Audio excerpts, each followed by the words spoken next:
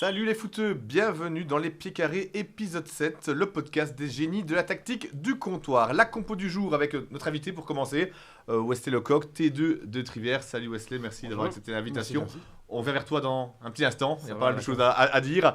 Romain Rognier, traumatisé par les 1-0 ce week-end. Entre l'Union et la Roma, c'était pas un bon dimanche pour toi, je pense. Non.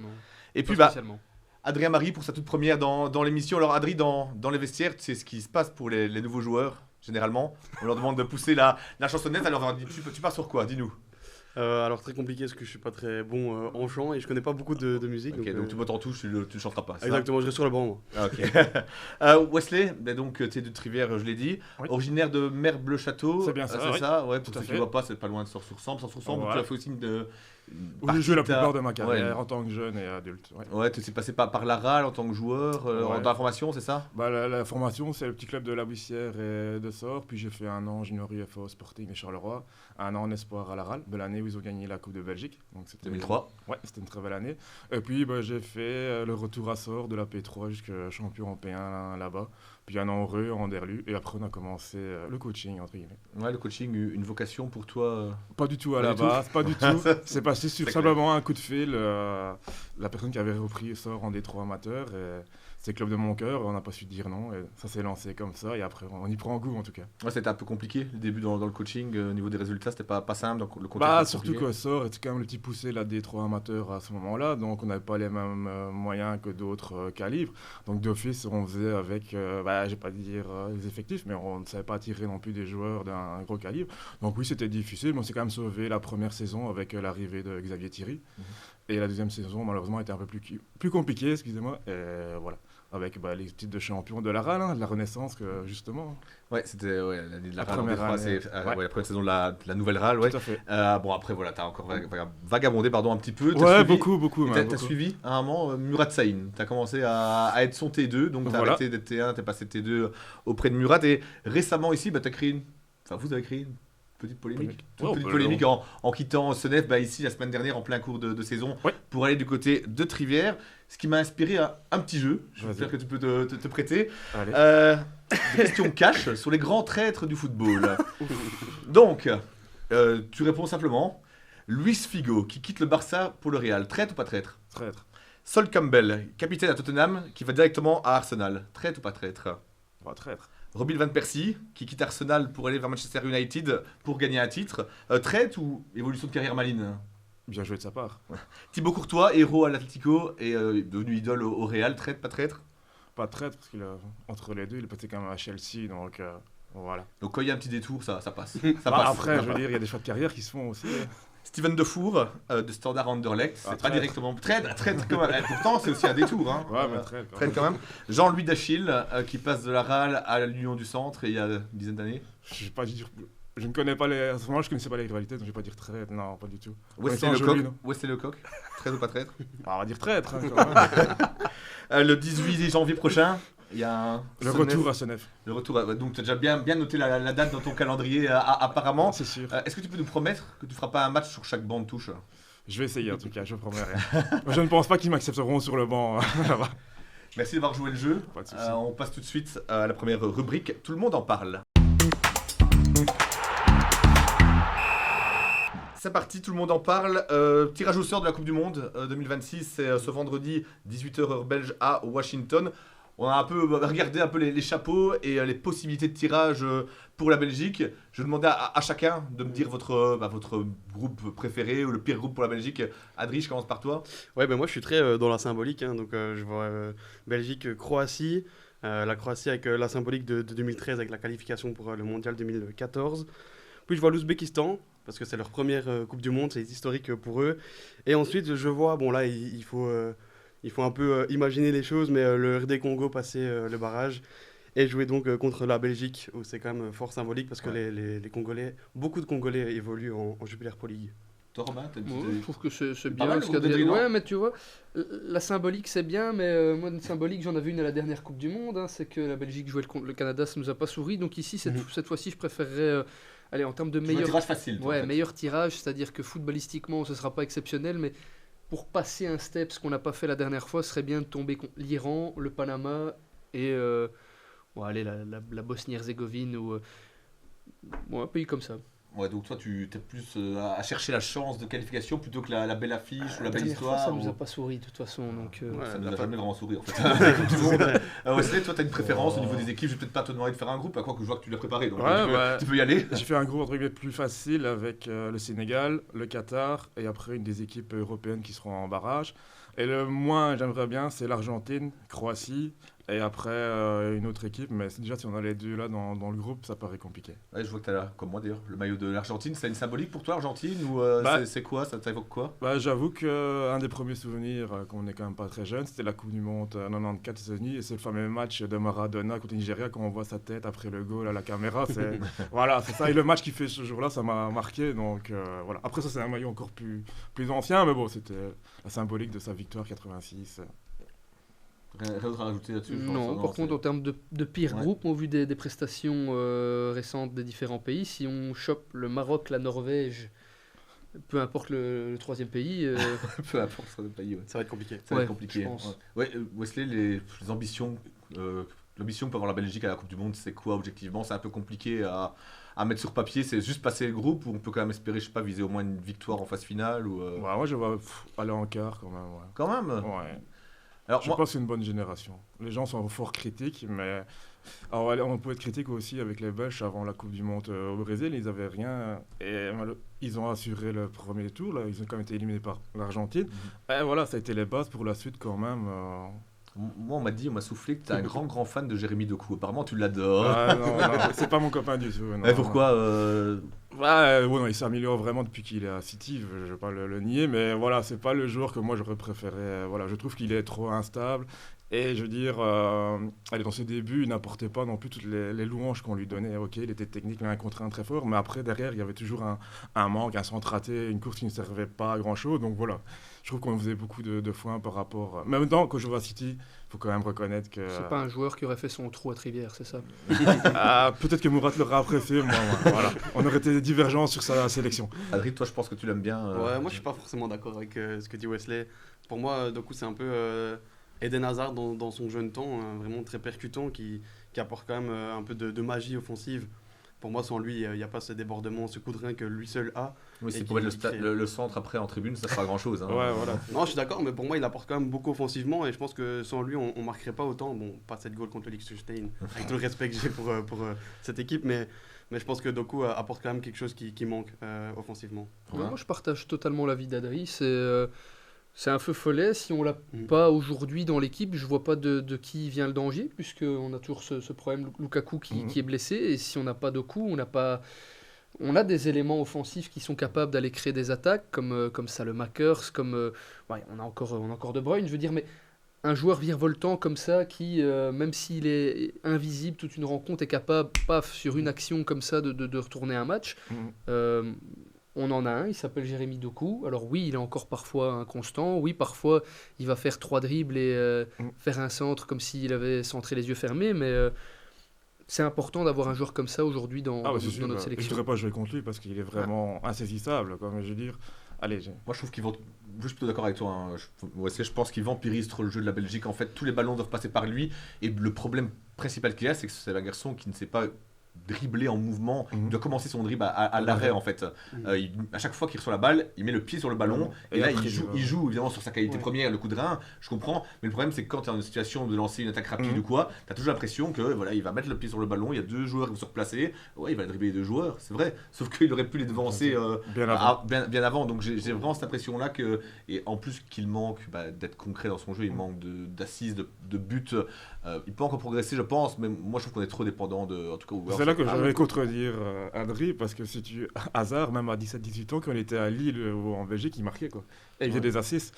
Que tu reprends, à mon avis, les mêmes stats au même nombre de matchs, du coup, il est loin derrière. En tout Ouais, cas. oui, comme je dis, il progresse. C'est vrai qu'il est encore inconstant. Mais Bah, City, il progresse vachement. après, dans son jeu, quand tu vois ce qu'il propose en club, sélection tout à fait. et en club, peu importe qu'avec l'équipe nationale, soit contre le Liechtenstein ou peu importe quel autre pays, si c'est pas lui qui le fait, c'est qui? Parce qu'on a d'autres Oui, c'est joueurs ça. qui Mais c'est le sont... coach qui demande à tout le Oui, monde de mais- passer par 2 coups. Est-ce qu'on Voilà, peut c'est essayer ça. autre chose aussi? On a vu ce que ça donne quand il y a d'autres solutions. Regarde, on a des joueurs qui sont excellents en club, comme Leandro Trossard, que je trouve qu'à Arsenal, il est exactement dans le rôle dans lequel il doit évoluer. Il est invisible quand il vient en sélection. Ouais, il est même plutôt mauvais. Moi, Plutôt j'ai mauvais, du mais mal avec il joue ça, pas de la en même façon, sélection. c'est pas le même schéma.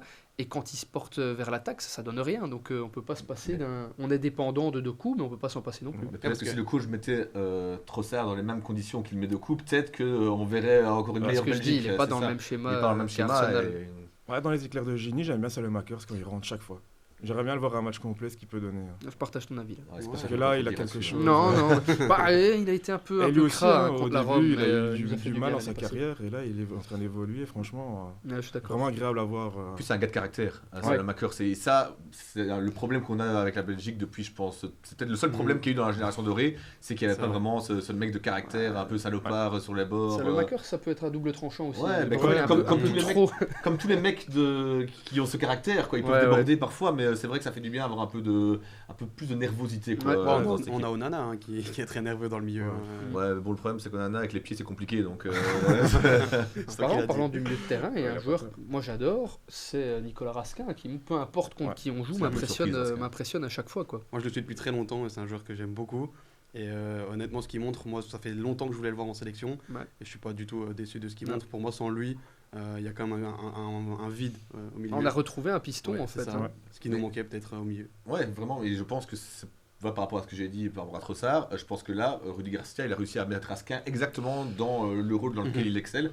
Et c'est pour ça, alors que c'est un joueur, c'est un bon joueur, je suis d'accord, mais il joue jamais qu'au Glasgow Rangers, il n'a pas une expérience internationale dingue. N'empêche que sur la campagne ici, je pense que c'est le meilleur belge sur les matchs. Il va pas rester longtemps au Glasgow.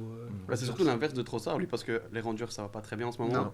Raskin joue pas non plus énormément aux Rangers, et au final, en sélection, il est très très fort. Donc je pense que il y a quelque chose qui va pas pour Trossard, et il y a quelque chose qui va bien pour Raskin en sélection, mais pas en club. Donc là, il y a peut-être quelque chose à revoir. Il reste à Rudy Garcia quelques mois pour trouver la bonne formule. Allez, on va passer directement à l'actu des clubs, la deuxième rubrique.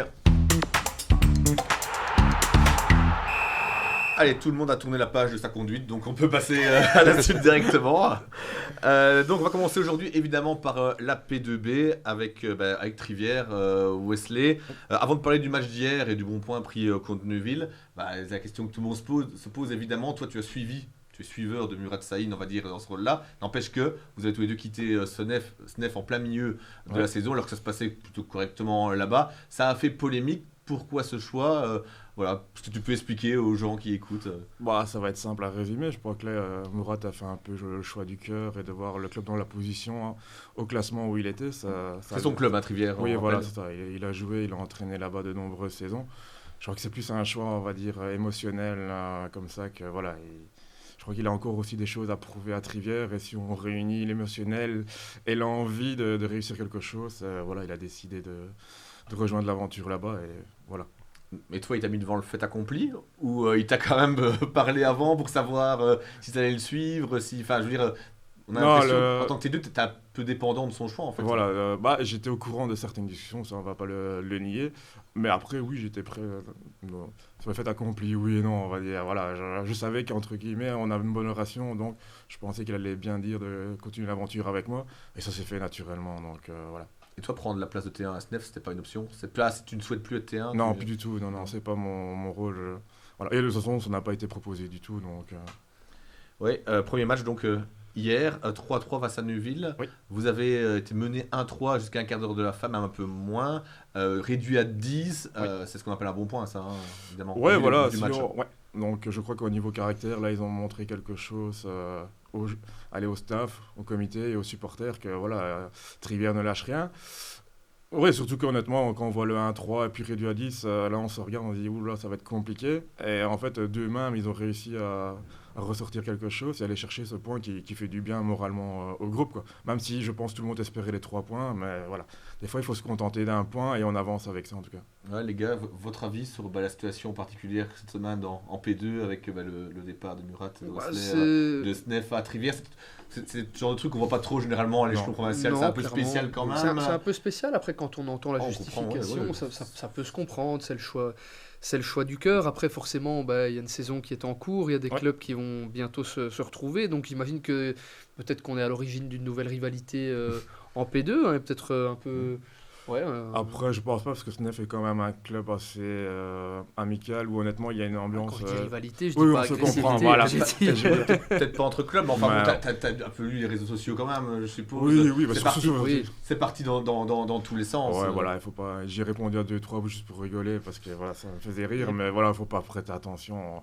On sait pourquoi on est parti, on sait qu'il y a aucune, animosité, je veux dire. C'est pas qu'on est parti sur un coup de sang ou voilà, ce sont des choses qui des fois arrivent, mais comme vous dites, un provincial, c'est vrai que ce serait très très rare, quoi. Ce Ouais. sera pas comme Figo. Tu Non, vas recevoir ouais. une tête de cheval Ah. devant chez toi.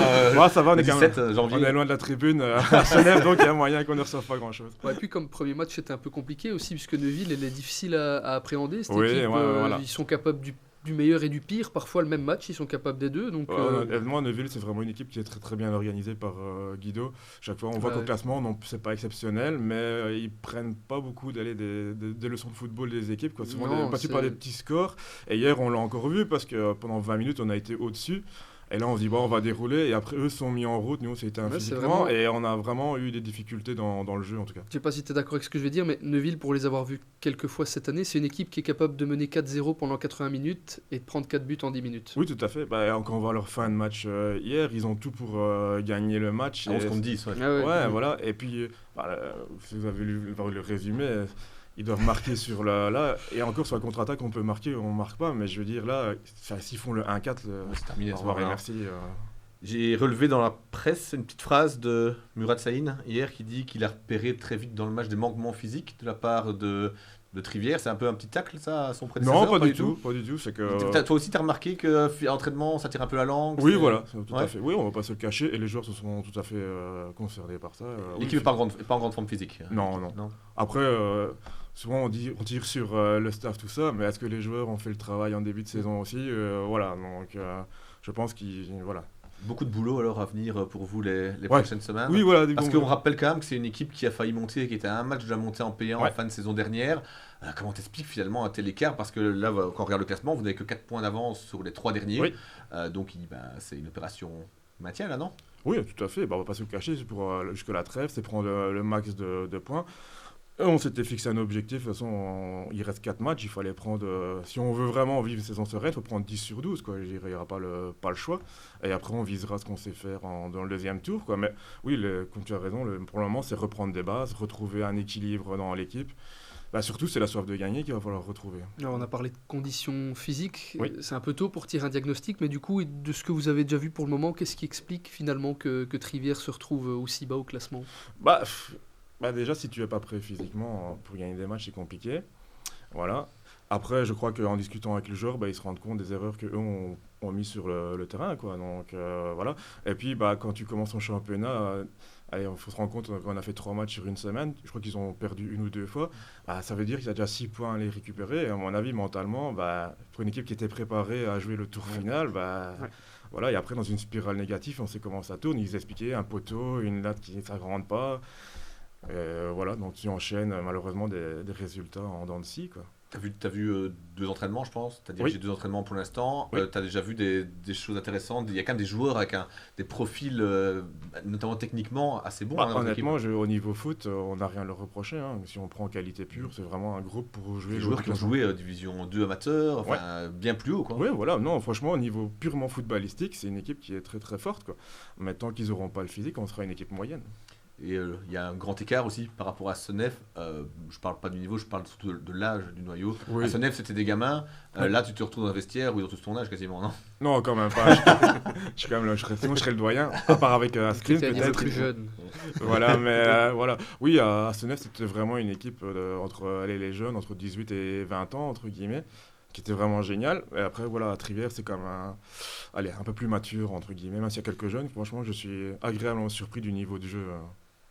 Il y a du caractère aussi dans cette équipe. Oui, oui, on l'a vu ça. ce week-end. Et puis, on a déjà évoqué Askin Yaman. Ouais. Je pense qu'il peut être très bien par moment dans Oui. le vestiaire, mais il faut aussi réussir à le canaliser. C'est là aussi où il va falloir changer, votre manière de travailler par rapport à Senef. Oui, voilà. Mais après, je crois que Mourad était tout à fait faut se rendre compte du travail qu'il y a à faire là-dessus. Et Mourad n'a peur de rien, donc il va faire le boulot dans le vestiaire pour vraiment remettre un certain équilibre. Mais de toute façon, honnêtement, le vestiaire vit bien. Je veux dire, ça, c'est même pas entre guillemets sur l'ancien staff. On a toujours parlé comme ça. Franchement, le vestiaire, il vit super bien. Et justement, c'est un des points vraiment positifs pour le reste de la saison, c'est qu'il n'y a pas de tension, quoi. C'est ça, c'est toujours ça. Ouais, honnêtement, franchement, ouais. Et on connaît bien Mourad, évidemment, par son rôle. Toi, c'est quoi? Qu'est-ce que tu fais à tes côtés à ses côtés, pardon. En gros, moi, mon job, c'est faire le lien entre les joueurs et lui, quoi. Moi, je le décharge toute cette partie-là, entre guillemets, des explications, un peu de préparation d'entraînement. Je veux dire, si un joueur se plaint pour X ou Y raison, d'abord qu'il passe par moi et après, je vais voir Mourad. Voilà. Moi, je laisse vraiment pur football là-dessus. Tout ce qui est les notes de match, c'est pour moi. Voilà. J'essaie de le décharger un maximum là-dessus et lui se concentre que sur la tactique et sur le match du dimanche. Et on a trouvé une très bonne relation, un bon binôme, mais voilà. Tu connaissais d'avant, je suppose, comment ça s'est fait J'ai joué contre lui quand il était à Trivière. Et puis on a fait en fait 1 an de cours d'entraîneur ensemble. Et là, ça a bien matché. Et puis, on a eu du temps pour se trouver, pour trouver la bonne équipe ensemble. Et après, ça s'est fait à Estin. Donc, toi, tu l'as dit, quelqu'un de plutôt proche des joueurs. Adri, je pense que tu as une petite expérience en tant que joueur de Wesley, justement. Ouais, ça, j'ai une petite anecdote. Wesley m'a entraîné durant un seul match. C'était un match amical. Tu t'en souviens, Wesley, honnêtement? Non. Moi, c'est honnête. T'as dû marquer les esprits. Ouais, mais t'as joué 3 minutes, c'est ça? C'est ça, j'ai marqué les esprits sur le banc. C'était un match amical avec Beaumont à cette époque, en P2, match à Gilly. Et donc, il manquait des joueurs, donc j'y ai été. Ça faisait 2 ans que j'avais plus touché un ballon, j'avais pris pas mal de poids et tout, donc c'était compliqué. À la 60e, Wesley me dit va t'échauffer, tu vas monter. Je dis non, moi je rentre les 5 dernières. Et finalement, t'es bien monté? Je suis monté, j'ai beaucoup couru sans toucher la balle pendant 5 minutes. Donc... Ouais, ton frère jouait gardien. Et mon frère jouait gardien, c'était ça. Exactement. Pardon? T'as pas marqué? Non, en 5 minutes c'est compliqué, je crois que j'ai touché une balle et j'ai même raté ma passe, je pense. Donc, c'est pour ça que je m'en souviens pas. Ma carrière s'est terminée ce jour-là. Résultat, tu finis ici.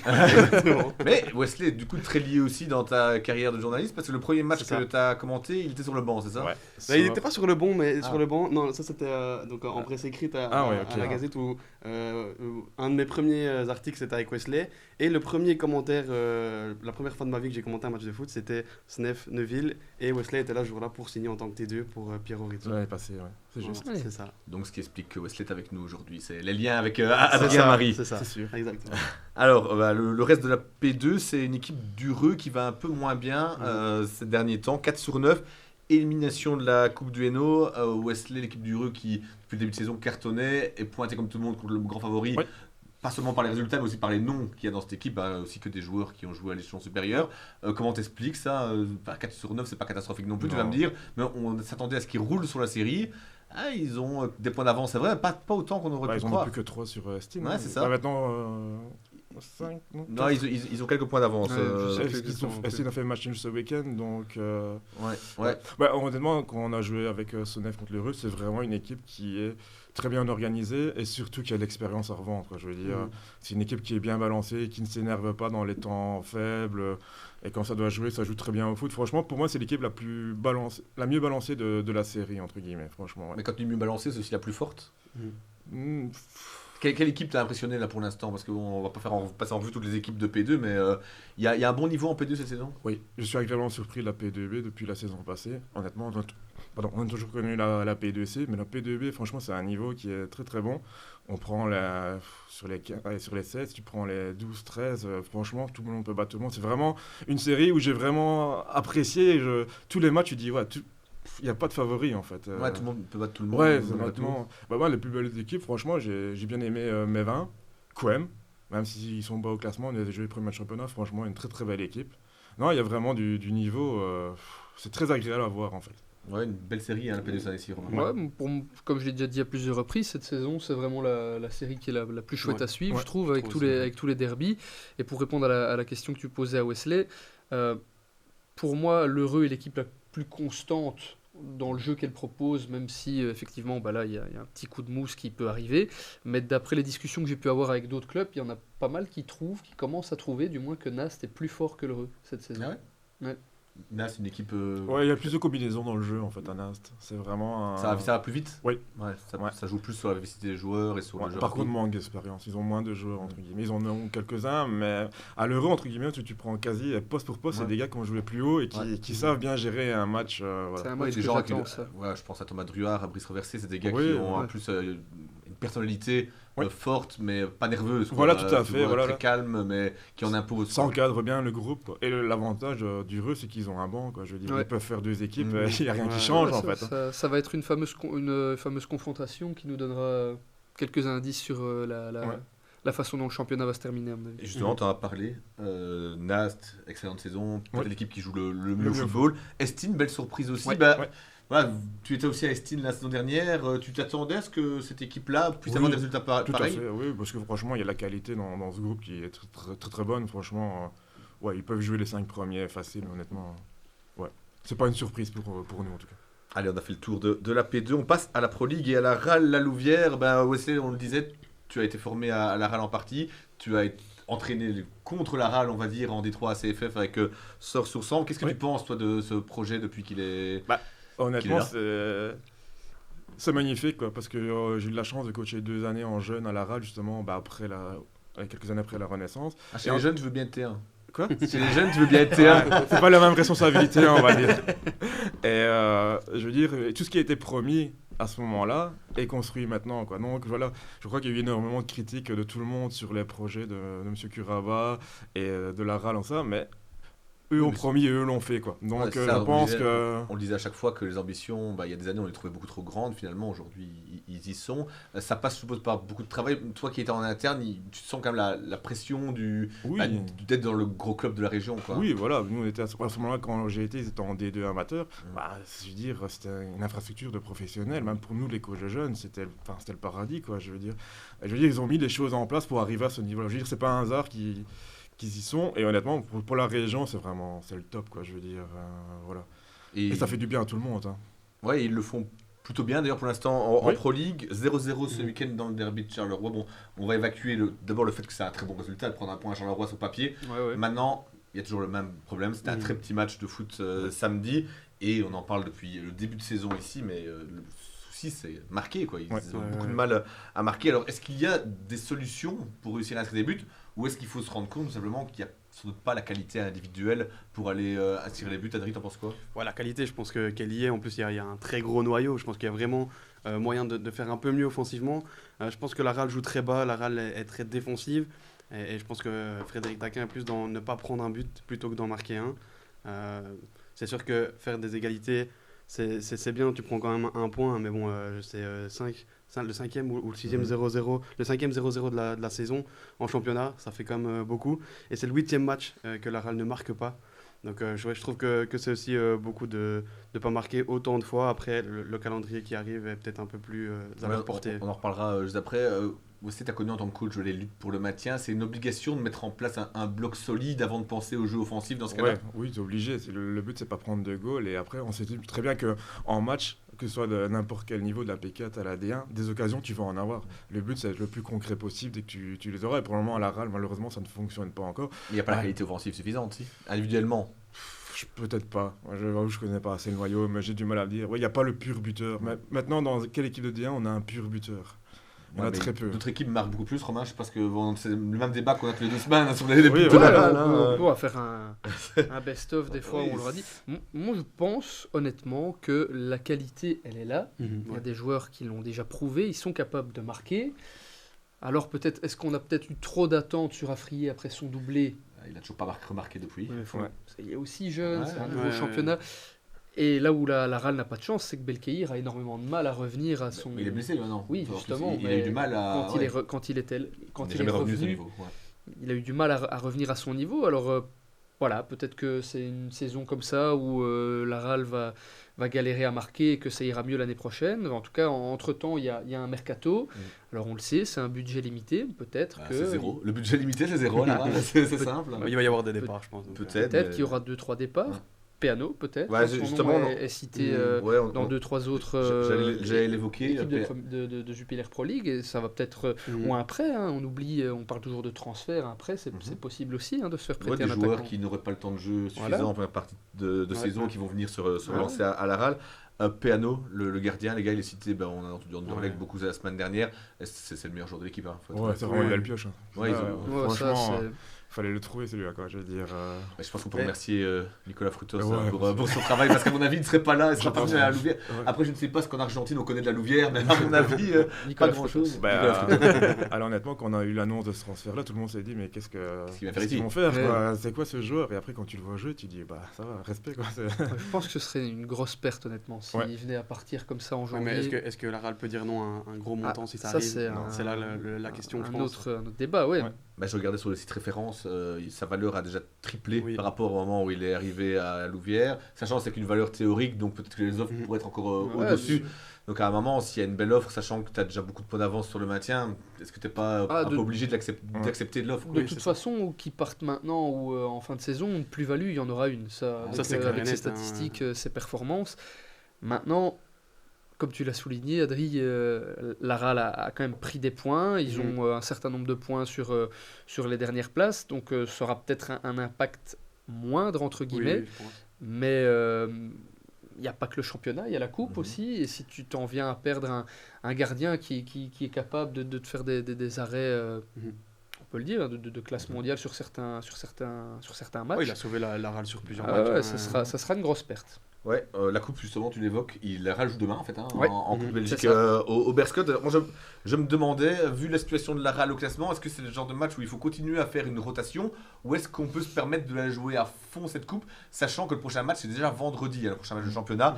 Comment on gère ça quand on est coach, Wesley? Les matchs en semaine, bon, ça arrive parfois dans le foot provincial, c'est assez rare, mais ça arrive parfois. Comment on gère ça, notamment quand il y a la Coupe du Hainaut en plein milieu d'une saison, comment est-ce qu'on fait? Bah souvent la Coupe du Hainaut elle est quand même faite aussi pour donner du temps de jeu à ceux qui en ont un peu le moins. Donc pour moi il va faire tourner demain, mais en gardant quand même une moitié d'équipe qui est titulaire et une autre moitié parce que je pense pas que Fred ira pour perdre ce match-là. Hein. Il a l'esprit gagnant comme il l'a toujours eu. Pour moi il a déjà préparé son plan et il va mettre une équipe qui sera sur papier tout à fait correcte. Non, parce qu'il y a un coup à jouer aussi. Le Berscott, ça reste un bon club, mais c'est quand même la seule équipe qui n'est pas de Pro League à être toujours en course en coupe. Donc c'est peut-être le meilleur tirage sur papier pour la RAL. Est-ce qu'il faut la jouer à fond? Parce qu'on y est vite, aux demi-finales. On est en 8ème, donc on y est vite. Non, honnêtement, je ne vois pas Frédéric Taquin et le club, vu l'importance que la Coupe de Belgique a ici, avec tout l'historique.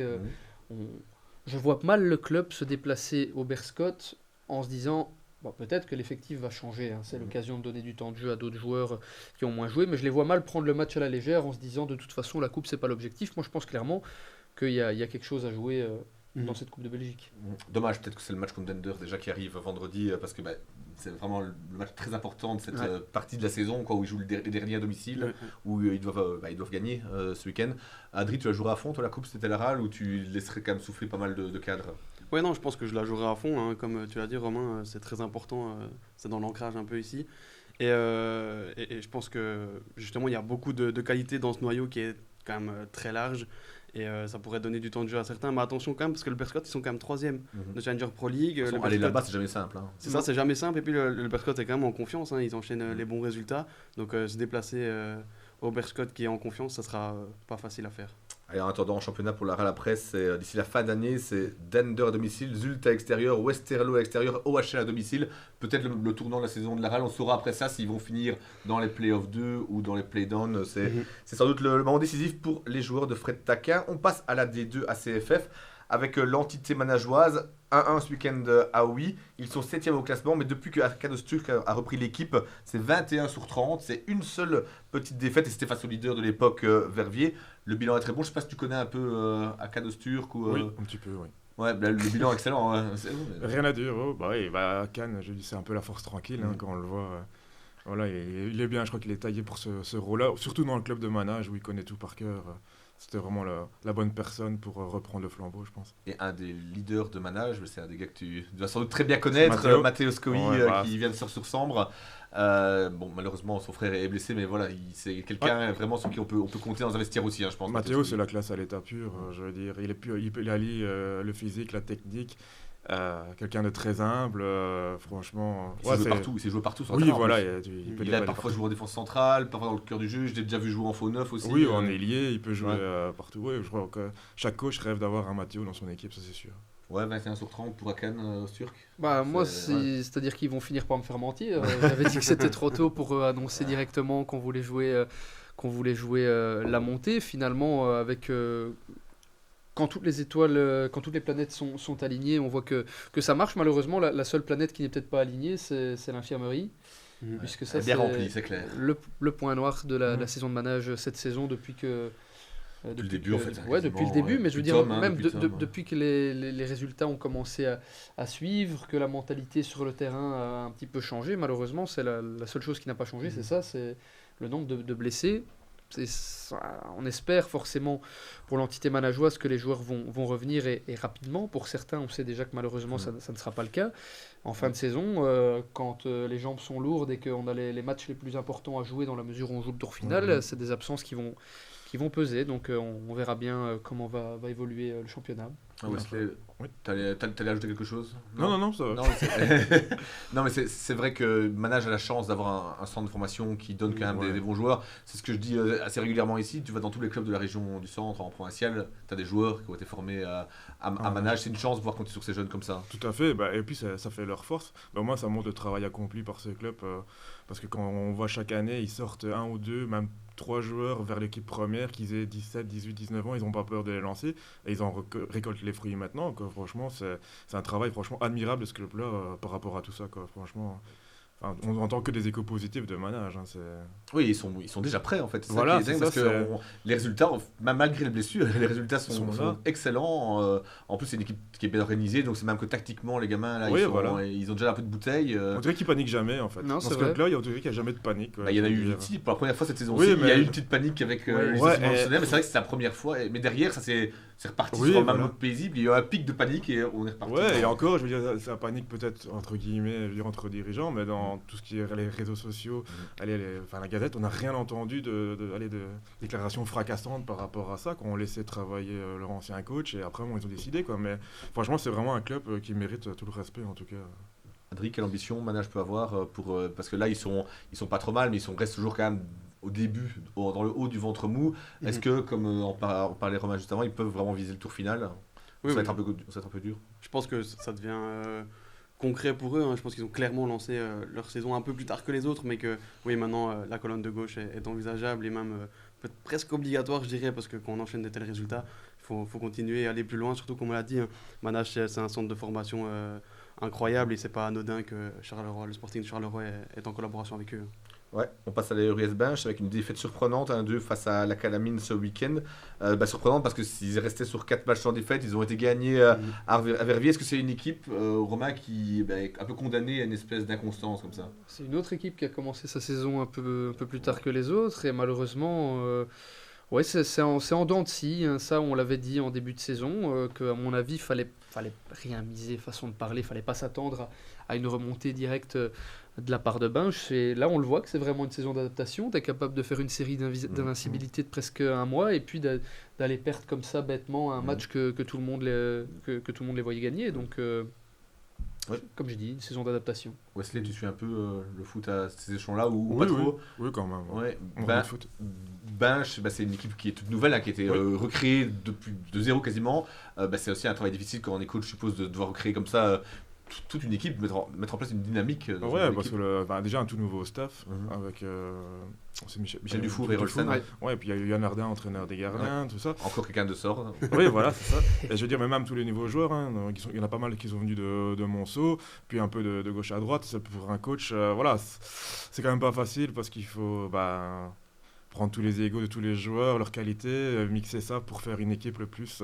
En plus, les 11 c'est facile, mais c'est surtout gérer les 15, 17, 18 qui restent unis là-dedans. Et voilà, après, oui, je pense que Binge vivra une saison, allez, pas pour la descente, mais ils ne viseront pas le tour final ou autre. Je La crois qu'ils fameuse feront. saison tranquille, comme on dit. C'est ça. Je C'est leur l'adaptation, souhaite et ouais. après reconstruire quelque chose de plus costaud pour la saison prochaine, quoi. Je veux dire, allez, c'est quand même une ville où il y a un petit stade là qui Ouais. peut être vraiment agréable à aller jouer, une bonne atmosphère. C'est clair, et donc pour les Binchois, long déplacement à Rarun ce week-end-ci, je l'ai plein. Et ensuite le derby face à Manage le week-end suivant. On passe à Détroit avec l'URLC qui, après ces 2 énormes claques, a enfin renoué avec le succès. Première clean sheet de la saison aussi, victoire 0-1 à Jodogne. Il y a déjà un petit trou, n'empêche, avec le 4e au classement. Ils sont 4e, il y a déjà un petit trou avec le 5e au classement qui est Biem, 5 points. Donc est-ce qu'on peut rêver du tour final, Adri, pour l'URLC? Ou est-ce que c'est pareil, c'est aussi une équipe qui est reconstruite depuis 0-1?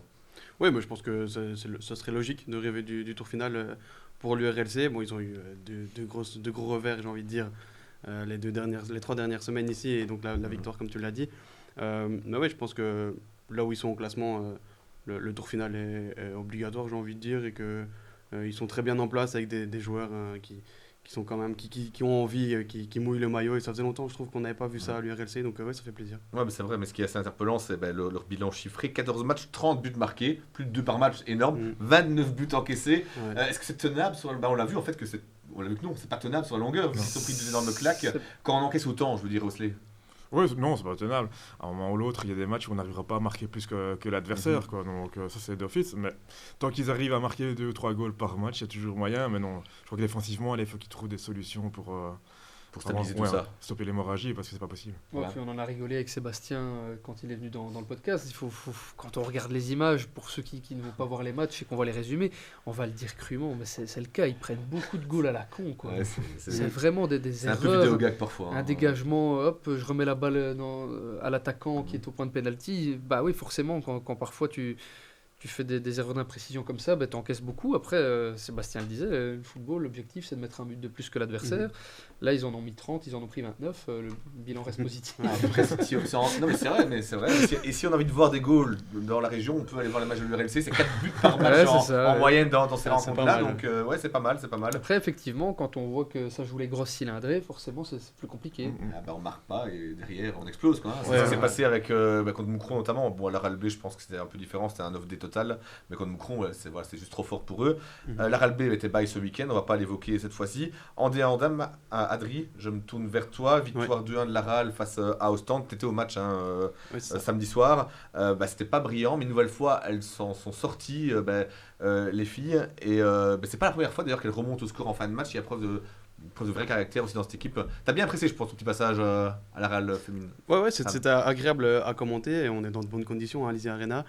Mais les Loups se sont fait peur, mener 0-1 à la 45e, vraiment. Juste avant la mi-temps, on sait que c'est un moment quand même qui est un peu compliqué à gérer. Et puis elles reviennent des vestiaires avec d'autres intentions, un peu mieux qu'en première mi-temps. Et c'est Charlotte Catinus qui met un doublé et qui donne la victoire à la RAL. Donc je pense qu'elles se sont fait peur et qu'il fallait aussi effacer la défaite contre Anderlecht B la semaine passée. Ça a été chose faite et le coach était mitigé et voyait le verre plutôt à moitié vide qu'à moitié plein samedi dernier. Ouais, pourtant, elles sont deuxième au classement pour l'instant. C'est Anderlecht B qui est en tête, donc pour l'instant, on a passé 1 heure tantôt à essayer de trouver les règlements qui pour voir combien d'équipes étaient promues. Il n'y en a bien qu'une, mais évidemment pas l'équipe B. Donc pour l'instant, elles se montraient en Super League. Les Louves, c'est pas mal, alors qu'ils n'ont pas fait tant de transferts que ça durant l'été. C'est la preuve qu'il y a un truc de solide construit aussi là-bas. Ouais, mais c'est comme à l'image de l'équipe masculine. Quand Wesley le disait tantôt, ils étaient dans les divisions inférieures avec des infrastructures, un club, un effectif qui était destiné à plus haut. Et que ce soit Salvatore Couraba, Frutos ou peu importe les membres du club, ils l'ont toujours dit. La RAL, c'est pas qu'une équipe masculine, c'est une équipe féminine aussi, des équipes de jeunes. Les objectifs ont été annoncés. C'est pas la première fois qu'elle remonte au score. Donc même s'il y a eu cette petite défaite qui fait un peu tâche contre Anderlecht, j'ai envie quand même de préciser qu'elle reste sans conséquence, puisque avec ces conneries d'équipe B, oui, t'aimes toujours pas les équipes B, que ce soit chez les hommes ou chez les femmes, ça change rien. Pas ça. Enfin bref, donc avec ces conneries elles ne monteront pas Anderlecht B, donc la RAL c'est sans conséquence, mais il y a un petit vent de montée, un petit vent de titre même, la chance du champion, donc non, félicitations à elle. Wesley, tu suis un peu oui, un peu comme ça, oui, mais déjà par rapport à la RAL, l'année passée, quand la division inférieure, ils avaient déjà fait des transferts au niveau féminin qui valaient des divisions supérieures. Donc, des anciennes internationales. Voilà, donc elles ne sont pas venues là pour faire la figuration, donc ça ne m'étonne pas le classement actuel par rapport à ça. Allez, on enchaîne sur l'AP1 avec grosse victoire pour Soigny. Pas dans les chiffres, mais une belle victoire au classement. Je sais pas pourquoi tout le monde rigole à chaque fois que j'évoque Soigny. C'est pas grave. Donc, duel à 2 en annonce, peut-être pour les Sonégiens avec Molenbeek pour le titre. Ils ont 34 et 32 points. Gosselies est déjà à 8 points, 3ème. Vas-y, enchaîne sur Soigny parce que moi, j'ai plus rien à dire. Ouais, mais je vais la faire, la petite. Si jamais Soigny finit par monter ou par être champion, qu'est-ce que tu leur fais aux Sonégiens? Je félicite. Non, je vais offrir ma tournée à Soigny en cas de titre. Ah, voilà. Ça, je l'annonce aujourd'hui. Je sais pas si je serai bien accueilli, mais j'irai payer ma tournée Sébastien, là-bas. moi je t'annonce que je viendrai quand Adri mettra sa tournée. Pareil, je serai là pour la tournée. Ah, mais vous jouez pas, vous avez pas de verre, les gars. Hein. Ah oui, ça va. Non, plus sérieusement, donc. Non, bah Soigny, oui, il y a un duo de tête qui se détache. Hein. qui se détache. Soigny est forcément Molenbeek, hein, toujours une équipe du Tournaisie, hein, je le répète à chaque fois, mais c'est la particularité de cette première provinciale, c'est le nombre d'équipes du Tournaisie, avec là aussi parfois des infrastructures qui sont différentes. Ils sont meilleurs souvent. Oui, donc ça va se jouer au finish. Là, l'avantage que Soigny a, c'est qu'ils ont déjà une tranche, donc même si on Est-ce a... que c'est un avantage, c'est toujours un avantage d'avoir une tranche déjà? Mais Oui. regarde, habituellement, quand Soigny finit bien... finit assez haut, il y a toujours un down qui dure parfois assez longtemps. Là, et cette fois-ci, ça n'a duré que 2 matchs. Ça peut encore arriver. La Porte saison est pas longue. le Hein. mauvais œil comme ça. La saison est longue. Non, donc pour moi cette année, oui, c'est un atout de l'avoir, la poche déjà. cette tranche dans la poche. Ouais. Adri, sur Soigny, qu'est-ce que tu en penses? C'est la bonne saison? Moi, je pense que oui, mais ils ont fait un effectif qui est monstrueux, il faut se le dire. Pour moi, c'est l'effectif le plus complet de cette P1. Après, Molenbeek, c'est quand même l'expérience. Molenbeek est souvent, très souvent, dans le haut de tableau de cette P1. Mais, ça finira bien par passer pour Molenbeek, non? Bah, peut-être, Pourquoi ouais. pas pour Soigny C'est pas. Non, mais parce que c'est vrai, on parle de Soigny, mais si on compare Molenbeek, c'est un peu la même histoire. Ouais, hein, c'est tout à fait. aussi chaque fois. Chaque fois, ça passe un peu à côté, à de côté, peu. Et, Ouais, au tour final, souvent, ils trébuchent. Hein. Ouais, c'est ça. Ouais. C'est... Qui sait, tu vas peut-être leur porter l'œil aux deux, ils vont peut-être trébucher tous les deux en fin de championnat. Et là, tu payeras un fût carrément. Soigny, je sais pas si tu as un peu suivi l'équipe, c'est costaud dans toutes les lignes, malgré la blessure. Pourtant, franchement, la blessure de Belfiore, elle aurait pu leur faire très très mal. Au contraire, on a l'impression que ça a ressoudé tout le monde derrière. Moi, je les vois aller au bout, surtout que c'est pas. À remodifier l'effectif, c'est pas pour rien. Je crois qu'ils s'étaient rendu compte de certaines choses sur les 2 dernières saisons. Et si vous avez quand même la moitié de l'effectif qui s'en va, qui reprend des nouveaux, c'est qu'il a vu ce qui n'allait pas, et je crois ce qu'il a fait en fonction pour aller chercher ce titre. Donc je les vois vraiment bien aller au bout, surtout qu'entre guillemets, les résultats sont quand même souvent en leur faveur. Donc oui, comme vous dites, ça va jouer entre Molenbeek et Soigny, mais je vois pas Molenbeek monter plus haut. C'est quelqu'un que tu connais bien, je pense. Ouais, j'ai appris à le connaître via le club de Sors-sur-Sambre. C'est quelqu'un d'humainement qui est bien, un coach top, donc voilà. Allez, on lui souhaite, et on souhaite à Soigny, mon portefeuille un peu moins, mais on souhaite à Soigny la montée en fin de saison et le titre. Oudin, défaite 2-1 à Antoine, est-ce qu'on est aussi là condamné à une saison dans le ventre mou? C'est pas déshonorant de dire ça, hein, vraiment pas. Non, c'est pas déshonorant du tout, d'autant plus que l'objectif du club, ça a été annoncé, c'est de s'installer durablement, se stabiliser en première provinciale. Donc si comme ça tu finis entre la 8e et la 12e place, j'estime que c'est une saison réussie et cohérente par rapport aux objectifs. Et puis, voilà, ça permet aux joueurs qui sont là d'engranger de l'expérience. Ça permet aussi d'identifier par rapport à la première provinciale et ce niveau qui est un peu particulier, hein, puisqu'on l'entend souvent, qu'il y a un fameux step entre la P2 et la P1. Mais ça permettra aussi... C'est vrai ça aussi? Oui, tu approuves, je vois que tu es en train de... Je l'ai vu en tant que joueur et dans le coach. Pourtant, on s'en rend pas compte comme ça, mais il y a un niveau qui... C'est vrai que c'est un fil rouge de notre émission depuis le début. À chaque invité, on lui demande si c'est vraiment... c'est quoi cette différence en fait entre les deux séries? Même si c'est le niveau provincial, c'est le niveau des joueurs. C'est des équipes qui sont quand même beaucoup plus en osmose, beaucoup mieux balancées que certaines équipes de P2 et... Moins de naïveté aussi en P1, oui, tout à fait. Ça revient souvent plus de roublardise. Oui, tout à fait. Pour conclure vite, ça permettra donc à Oudin d'identifier les postes où ils peuvent se renforcer. Et puis, ça c'est par rapport à nous, quand on commente un match en P2 et en P1, on le voit aussi que c'est pas... Oui, c'est clair, c'est très différent. De toute façon, on le dit à chaque fois, mais on voit les jeunes de Mons chaque année qui font la montée de P2 en P1. Tout à fait. Qui se plantent en P1, mais qui survolent en P2. Donc, tout à fait. Adrien, P2, toi, t'as un peu d'habitué d'Oudin. En plus, t'as déjà été faire un ou deux matchs, je pense. Ouais. T'en penses quoi? Rapidement, parce qu'il nous reste 20 secondes avant le chrono. Hein. Ok, donc... Sans pression aucune. Hein. Non, mais je pense que Oudin, c'est la saison un peu test aussi pour Michael Arslan. Lui aussi va progresser d'ailleurs. Oui, c'est ça. Donc je pense que c'est vraiment l'année test. Ça sera le ventre mou, je pense. Mais en même temps, c'est un peu l'année école, on va dire, l'année éducation de l'équipe. Top. Ouais, c'est bon. Merci, nous sommes Ouais. contents. 45 minutes pile, on passe à la dernière rubrique, le temps additionnel. Alors les gars, aujourd'hui je voulais revenir sur l'arbitrage dans le foot amateur, aussi profiter de la présence de Wesley pour en parler. À partir de la P2, il y a qu'un seul arbitre, il n'y a pas d'arbitre assistant. Moi j'ai toujours trouvé ça vraiment ultra compliqué pour le ref. Tout voir, de toute façon c'est impossible, un truc dans le dos, les hors-jeux, sérieux, même nous sur le bord de touche quand on commente, on a du mal. Comment vous voulez qu'un arbitre seul au milieu juge bien les hors-jeux? Ça, tout le monde le sait quand même que c'est compliqué. Oui, tout à fait, on Alors, s'en rend compte. pourquoi est-ce qu'il y a autant de nervosité sur le bord du terrain et sur le terrain, et pourquoi on en veut tout le temps à l'arbitre? Chaque semaine, quand on regarde le compte-rendu dans la Gazette, à chaque fois, il y a des coachs qui disent ouais, l'arbitre était nul. Enfin, on le sait que c'est dur pour lui. C'est quoi? C'est la frustration qui ressort sur les arbitres tout le temps? Bah, c'est l'émotionnel à la fin du match, simplement. Je pense que vous reprenez les coachs, vous leur téléphonez le lendemain matin, le message est plus calme, quoi. Si vous téléphonez après une défaite ou sur une phase litigieuse, une heure après, c'est encore bien chaud bouillant, hein, donc non, je crois que c'est plus ça. Après, ouais, c'est impossible de tout voir quand on a c'est un seul impossible, comme on s'en ça, rend compte. Même en P1, avec des juges de ligne, des fois, il y a des erreurs monstrueuses. Alors en P2, P3, P4, c'est encore pire, mais je crois qu'on est dans l'émotionnel, en fait. Et, c'est pas le bon exemple, c'est certain, mais voilà, des fois, pour se canaliser, c'est pas toujours facile. Ouais, bah, c'est tout un engrenage, hein, que ce soit en P2 ou même en P1 dame. Hein, là aussi, il n'y a qu'un seul arbitre. Et déjà, on sait que c'est difficile aujourd'hui avec les conditions et parfois les façons dont ils sont accueillis. Ces arbitres, c'est difficile d'en trouver pour les matchs. Et donc, j'ai envie de dire qu'il y a tout un engrenage qui se construit autour de ça. C'est difficile d'avoir un arbitre. Il est seul pour arbitrer un match. Donc, forcément, comme tu le disais, Adri, que ce soit les hors-jeux, les mains éventuellement, c'est difficile à voir. Ça frustre le public. Le public crie dessus, il n'a plus envie de venir, et finalement on se retrouve à parfois devoir faire appel à un délégué pour arbitrer un match parce qu'on n'en trouve plus. Mais... Et puis aussi, sans créer un débat, mais quand tu vois les sanctions que tu as disciplinaires pour certaines attitudes sur terrain, qu'est-ce que tu veux que l'arbitre soit en sécurité? Ouais, et puis en parlant de plus tu fais pire, moins tu prends. Donc, En parlant de frustration aussi, je ne vais jamais protéger les 2-3 spécialistes du bord de terrain qui vont insulter l'arbitre, mais au plus tu descends dans les échelons, au plus parfois tu as des profils un peu atypiques d'arbitres aussi.